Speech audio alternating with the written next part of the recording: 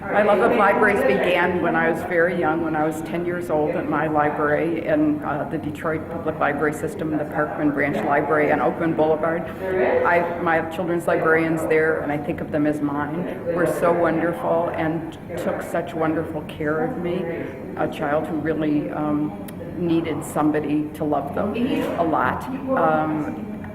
That I knew when I was 10 years old that that's what I wanted to do when I grew up, and really never swerved from that position in my life.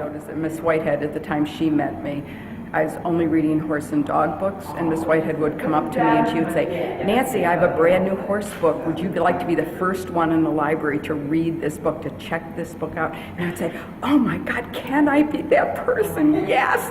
And I would hold out my hand for the book, and she suckered me a gazillion times. I would hold out my hand for the book and she would say, "Oh, but wait, before I give you this book, I want you to read The Wind in the Willows instead, or Elizabeth Gouge's The Little White Horse."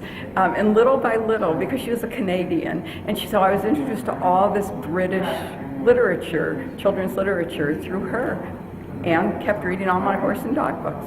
It was fabulous. Well, I've worked at 3 different library systems. The Detroit Public Library, my first job after library school, at the Tulsa City County Library, and then at the Seattle Public Library, where I left in 2004 to pursue a life of going around the country teaching and talking to libraries and librarians.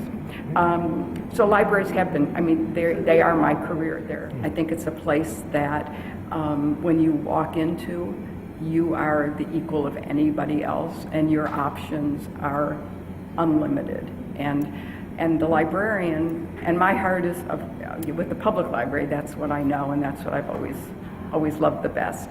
And I think the public library is the place where people come not just for education, not just for finding specific facts, but they come to understand the world, whether it's fiction or nonfiction that they're reading. I think that what the very best librarians do, and I'm particularly interested in what we call readers advisory, that is putting people together with good books to read.